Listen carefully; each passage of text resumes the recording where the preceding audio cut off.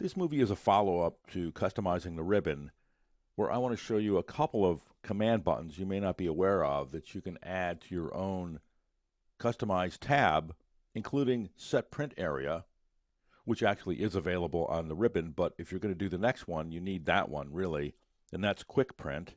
There's a text-to-speech button that'll have Excel read for you the text in your worksheet. There's a forms control that helps you input information into a form. There's a camera tool that takes a picture of an area of the spreadsheet that's linked to that area. And there's a convenient send to mail recipient that automatically pulls up your email and attaches your current spreadsheet to it. So I have a spreadsheet set up with a list of custom tab commands that I've added to two groups. The print commands, there's two of them, and some other useful commands, and there's four of those. You can watch the prior movie on Customizing the Ribbon to find out how to set this up. But what I want to do is show you some useful things that you can do, just a few of them, by setting up your own customized tab. Printing content off of your worksheet is something you're going to do a lot of, or already do a lot of. On my custom tab, I have a group, Print Controls, where I have a print area and a quick print command.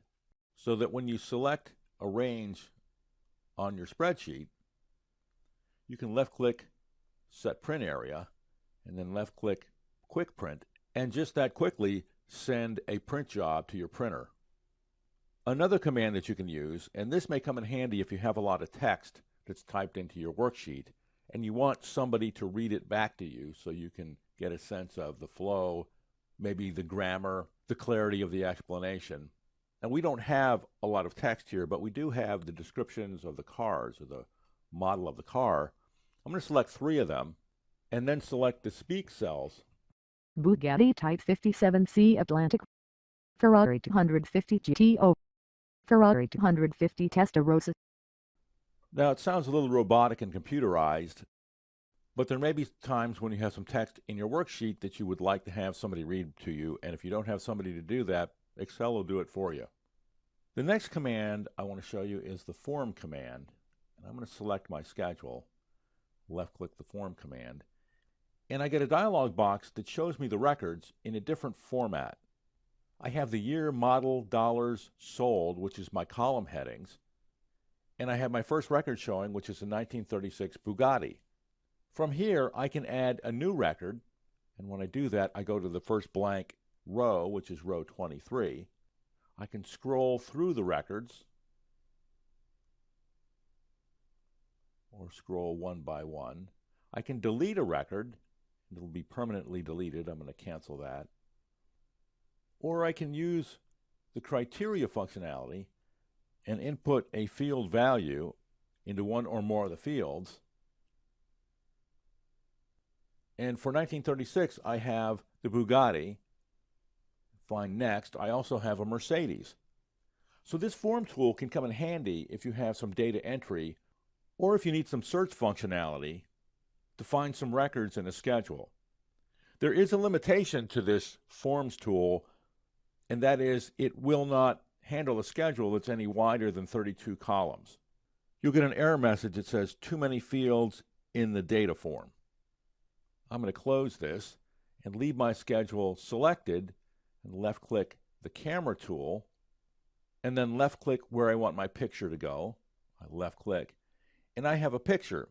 Now, the unique thing about this camera tool is this is a picture, so I can do anything that you can do with a picture. Picture effects, 3D rotation. You can do all kinds of unique things to the picture. But it's also linked to the data. I can make this a way more expensive car by adding $200 million to the price tag. And that change is reflected in my picture. This can be a very useful tool if you're setting up a dashboard. It gives you some flexibility in the sizing, in the shape of presenting information, and the formatting of the picture is not dependent upon the formatting of the cells around the picture, because the formatting is all drawn from the origin of the information that's feeding the picture. So I can change record 1 to have a fill, and that formatting is picked up by the picture. And conversely, I can change the column width around the picture to accommodate some other data or some other content that I may want to put around the picture, and the picture remains intact. So the last command button is the email command. This is another thing you'll have a common need to do, which is to email your spreadsheet or workbook to somebody. With the email command, you left-click it, and your email program automatically pops up and attaches the current workbook to the email. So in this movie, we covered a few useful commands that you can set up in your own custom tab. The print area and quick print work together nicely because you can establish a print area with a click. With a second click, send that area to your printer to be printed.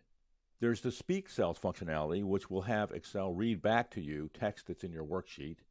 There's the Forms tool, which enables you to select a schedule that's presented to you in a dialog box where you have some search capability and have the ability to add new records. There's the Camera tool that allows you to take a picture of a schedule or a portion of your worksheet, and the result is you have a picture that you can apply all the formatting functionality to, and the picture is not a static picture, it's actually linked to the content that picture represents. And lastly, the email command, where with one click you can have Excel attach the current workbook to an email for you to then fill out and send off to the recipient.